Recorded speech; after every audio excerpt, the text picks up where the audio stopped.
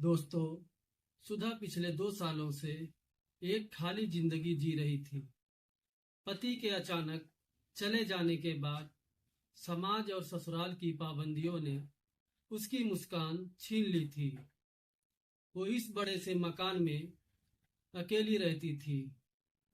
घर चलाने और अकेलेपन को कम करने के लिए उसने ऊपर का कमरा किराए पर देने का फैसला किया।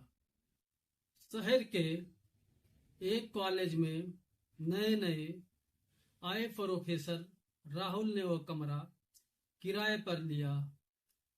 राहुल स्वभाव से बेहद शांत, संस्कारी और दूसरों का सम्मान करने वाला इंसान था। उसे जल्द ही समझ आ गया कि नीचे रहने वाली सुधा जी, जिन्हें वो अक्सर भाभी जी कहता था, गहरे अकेलेपन और उदासी से घिरी हुई है। शुरुआत में बातचीत सिर्फ नमस्ते और किराए तक ही सीमित थी। बदलाव तब आया जब एक दिन भारी बारिश के कारण सुधा का आंगन पूरी तरह पानी से भर गया और घर की बत्तियां गुल हो गई। अंधेरे से डरकर सुधा घबरा गई। राहुल टॉर्च लेकर नीचे आया। उसने उसने ना सिर्फ हिम्मत बढ़ाई बल्कि पानी साफ करने में उसकी मदद भी की। उस रात पहली बार दोनों ने मोमबत्ती की रोशनी में चाय पी और थोड़ी बहुत बातें की। धीरे धीरे दोनों के बीच एक अनकहा रिश्ता बनने लगा। राहुल जब भी बाजार जाता, सुधा के लिए उसकी पसंदीदा किताबें या कोई छोटी सी मिठाई जरूर लाता। सुधा भी राहुल के टिफिन का खास ख्याल रखने लगी। राहुल को सुधा के हाथ की बनी खीर बेहद पसंद थी।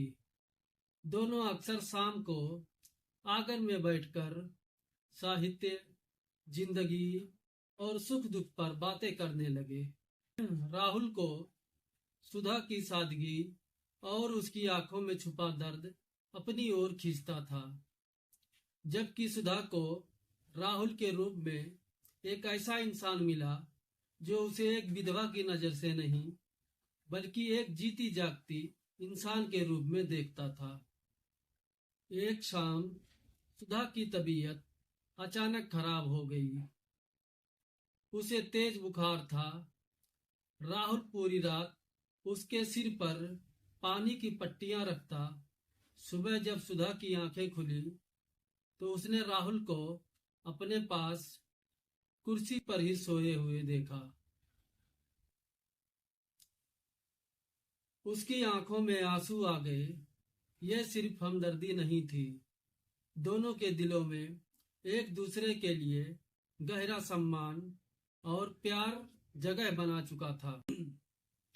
राहुल ने सुधा का हाथ थामकर कहा, सुधा जी, जिंदगी का काम सिर्फ काटना नहीं बल्कि जीना भी है।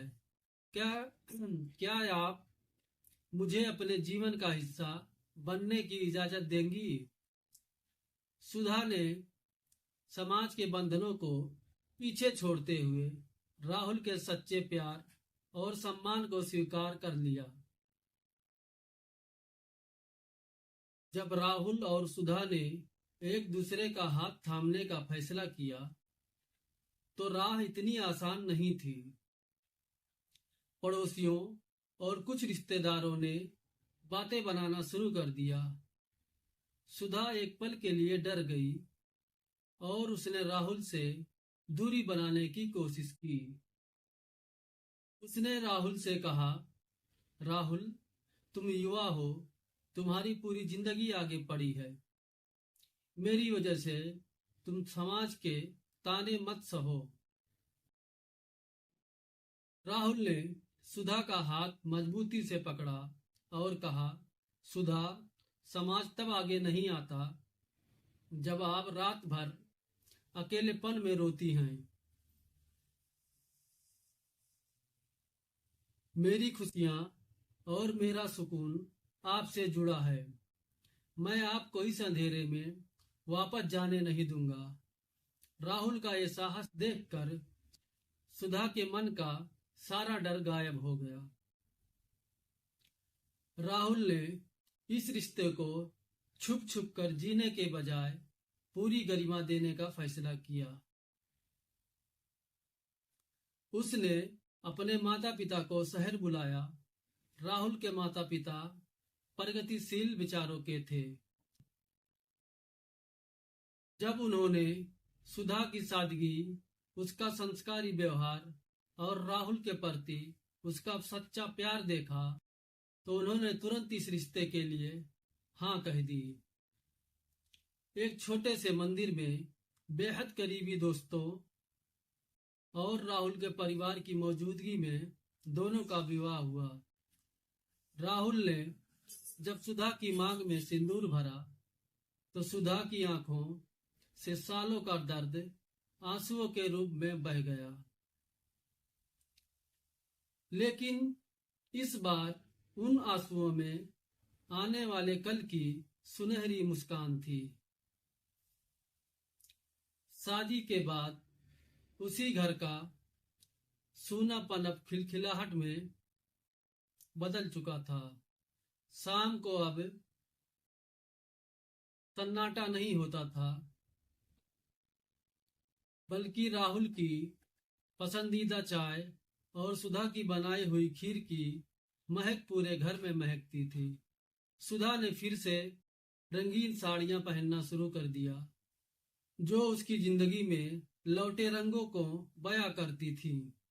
दोनों ने मिलकर समाज की रूढ़ियों को तोड़कर साबित कर दिया कि प्यार और सम्मान की कोई उम्र या सीमा नहीं होती।